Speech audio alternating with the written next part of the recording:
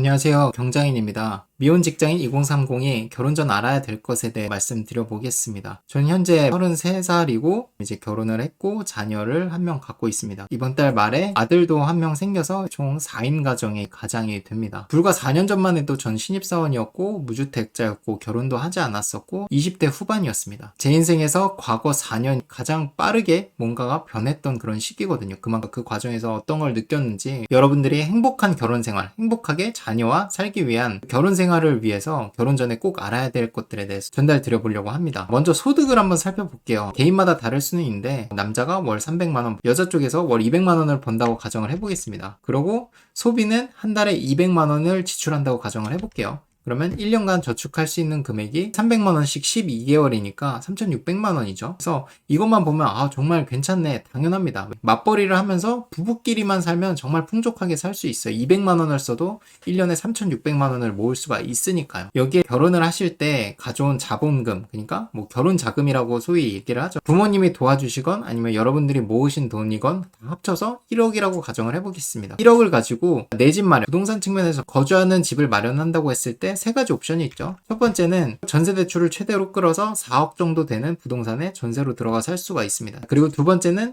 한 3억 정도 되는 부동산을 매매할 수가 있습니다. 무주택자면 한 대출이 60 정도가 나오죠. 그러면 신용대출이나 이런 걸 추가로 받아서 3억짜리 부동산을 매매할 수가 있을 겁니다. 그리고 마지막 옵션은 월세고 그냥 월세로 사는 게 아니라 깔고 앉은 돈을 최소화하고 남는 돈을 투자한다는 개념에서의 월세입니다. 이 세 개 옵션 중에서 가장 많이 선택하는 건 제가 빨간색 별표까지 쳤죠. 이 4억짜리 부동산 전세일 겁니다. 왜냐하면 첫 번째 이유는 이 세 개 중에서 부동산 컨디션이 가장 좋습니다. 왜냐면 전세 4억짜리는 매매로 치면 한 6억, 7억 그 이상이 될 수도 있으니까요. 하지만 두 번째 옵션인 3억짜리 부동산 매매하는 거는 이 4억짜리 전세보다는 입지가 안 좋건 아니면 물건의 컨디션이 안 좋건 훨씬 더 어쨌든 안 좋을 겁니다. 세 번째 옵션인 월세는 정말 마인드가 세지 않으면 쉽지가 않아요. 어디 가서 내가 월세 산다 라고 하면은 그러지 않아도 되는데 뭔가 위축되는 게 생겨요. 나 전세 산다, 내 집이야 라고 하는 것보다 월세는 뭔가 좀 밀리는 느낌입니다. 하지만 투자 관점에서 봤을 땐 월세가 가장 좋다고 보는 사람입니다. 깔고 앉은 돈을 최소화할 수 있고 그 남은 돈으로 어떻게 투자하느냐에 따라서 내 집 마련, 매매로 하는 것보다도 훨씬 더 빠르게 성장을 할 수가 있거든요. 자, 그러면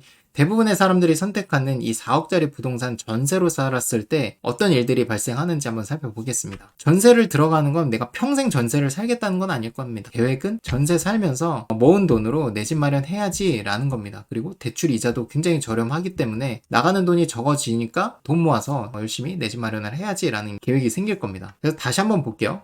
소득 관점에서 봤을 때 남자는 월 300, 부인 쪽은 월 200, 그리고 소비는 월 200이라고 가정을 해서 1년간 저축액이 3,600만 원입니다. 그럼 부동산은 이 기간 동안 어떻게 되죠? 4억짜리 아파트 전세로 들어갔을 때 2년 뒤에 정말 적게 잡았을 때 5억이고 6억이 될 수도 있고 7억이 될 수도 있습니다. 하지만 여러분들께는 계약갱신 청구권이라는 게 있죠. 그러면 4억 2천에 2년 더 살 수가 있습니다. 물론 계약갱신이라는 게 있지만 지금 시세는 여러분들의 연봉보다 전세값이 더 빠르게 올라갑니다. 그게 현실이고 계약갱신이 없다면 여러분들은 언젠가는 올려줘야 되는 금액이죠. 그리고 또 하나 문제가 있습니다. 전세를 살다 보면 이게 내 집처럼 느껴져요. 왜냐면 전세로 들어가 살면 내가 집주인한테 뭘 꼬박꼬박 내는 것도 아니고 집주인한테 뭐 허락을 매번 받는 것도 아니기 때문에 이게 마치 내 집같이 느껴집니다. 눈만 높아지는 거예요. 그게 저는 2년 전세 기간이 끝난 뒤에 내 집 마련을 할 때 가장 큰 걸림돌이 된다고 봅니다. 내가 지금 전세로 푸르지오 살고 있는데 2년 뒤에 집값이 너무 많이 올라서 내가 빌라나 오피스텔을 알아봐야 된다든지 아니면 내가 괜찮은 입지에 서울 어디에 살고 있는데 경기도 인천까지 가야 된다라고 하면은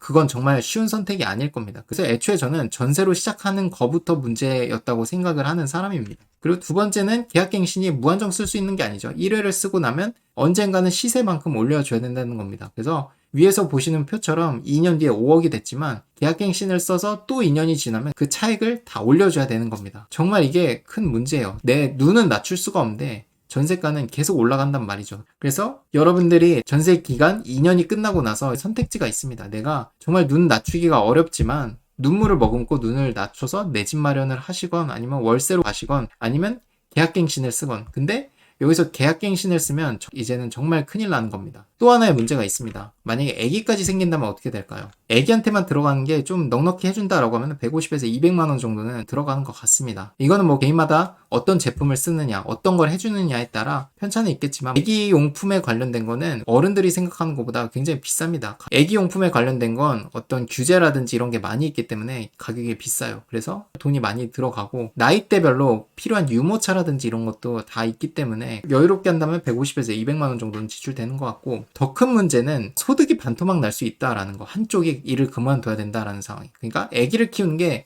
단순히 그냥 어린이집에 맡기고 누가 봐주고 이게 아니라 아기가 세상에 나온 지 얼마 안 됐기 때문에 굉장히 자주 아픕니다. 그럼 응급실도 가야 되고, 그렇게 아프고 나면 바로 치료가 또 되는 게 아니겠죠. 당분간은 집에서 휴식을 취해야 됩니다. 집에서 휴식을 취하려면 누군가는 봐줘야겠죠. 편이건 부인이건 한쪽이 봐주거나 아니면 친가 부모님이나 친정 부모님한테 부탁을 드려야 될 수 있겠죠. 그러면 그거를 또 공짜로 해주나요? 아니죠. 부모님한테 또 용돈도 드려야 됩니다. 그런 지출이 또 추가적으로 생기겠죠. 그래서 아기가 생기게 되면 정말 이때부터는 현금 흐름이 여러분들 아끼지 않으면 아기한테도 여유롭게 하고 부부끼리 지출하던 200만 원도 그대로 유지하면 현금 흐름이 마이너스가 납니다. 그렇기 때문에 많은 부부들이 눈물을 머금고 맞벌이를 하는 겁니다. 이렇게 지출이 커지기 때문에. 그래서 보통은 부부끼리 쓰던 200만 원을 많이 줄이게 되죠. 아기한테는 최선을 다하되 우리는 아끼자라고 해서 그 지출은 아끼고 그리고 맞벌이를 하는 거죠. 그리고 아기가 있으면 짐이 큰 것들이 많아요. 뭐 미끄럼틀이라든지 뭐 유모차가 집에 있으면 또 집이 좁아지고, 뭐 아기 용품들, 아기 뭐 수납장 이런 것들 들어오면 집이 좁아집니다. 그러면 집을 넓혀갈 계획을 세우시겠죠. 전세가 만기가 될 때. 그러면 더 넓은 집은 가격이 당연히 더 비싸겠죠. 같은 지역이면. 그러니까 또 여기서 이슈가 생깁니다. 그리고 예상치 못한 지출 행사가 굉장히 많아요.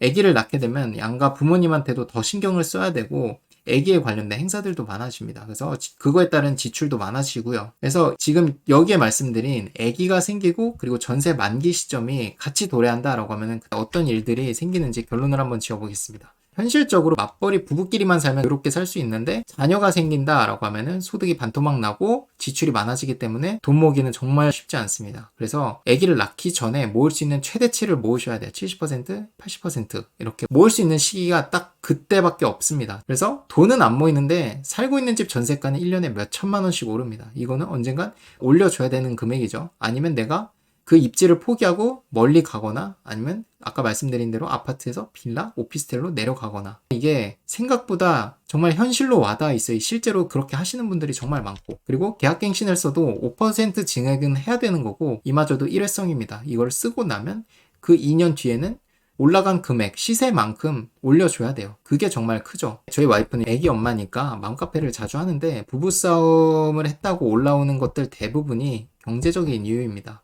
집 문제, 이사 가야 되는데 집을 넓혀 가야 되는 상황에서 집을 좁혀 가거나 아니면 컨디션이 좋지 않은 집을 알아보고 있거나, 그게 얼마나 마음이 아프겠습니까? 내가 예전엔 푸르지오 살았는데 지금은 빌라를 알아본다? 이게 정말 현실이에요. 여러분들이 준비를 하지 않으면.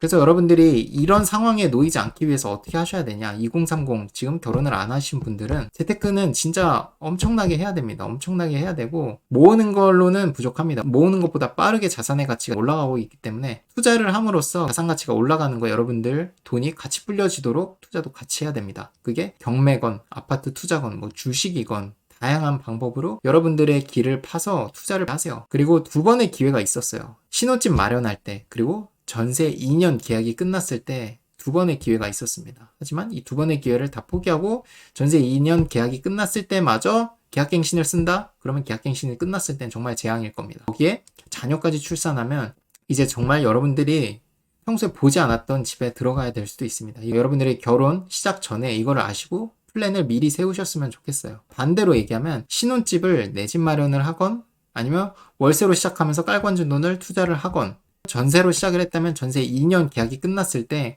계약갱신을 쓰는 게 아니라 그때라도 내 집 마련을 하시거나 아니면 월세로 가시면서 전세금을 빼서 그걸로 투자를 하셔야 됩니다. 근데 예외는 있습니다. 자산의 가치가 올라가는 것 이상의 현금 흐름, 제가 생각했을 때는 안정적인 1000만 원 이상의 현금 흐름이 있다면 괜찮아요. 투자를 안 하셔도 안정적으로 살 수가 있습니다. 하지만 직장인분들은 아니겠죠. 이제 이런 경우는 사업하시는 분들이겠죠. 그런 분들이라면 괜찮습니다. 하지만 그런 분들이 아니라면, 지금 2030 평범하게 회사를 다니고 있으신 분들이라면 앞서 말씀드린 것들을 인지를 하시고 결혼 전부터 미리 계획을 세우셔야 돼요. 이 부동산이라는 게 자산이자 필수지이기 때문에 이게 문제가 생기면 우리 가정 분위기라든지 정말 불행해질 수가 있습니다. 실제로 맘카페에 올라오는 것들 보면 부동산 때문에 이혼을 하고 매일 밤 싸우고 자녀도 굉장히 불만을 갖고 그 가정이 파탄이 나는 지경까지 정말 많이 이릅니다. 적어도 이 영상을 보시는 분들은 그걸 알고 내가 어떻게 시작할지, 내 투자금이 얼마고 내 소득이라든지 지출은 어떻게 통제를 해서 어떤 계획을 갖고 부동산 투자를 하시건 주식 투자를 하시건 하실 건 꼭 계획을 미리 세우고 결혼을 하셨으면 좋겠습니다. 정리를 하면 이거예요. 당연히 소득은 아실 거고 지출 통제를 하시고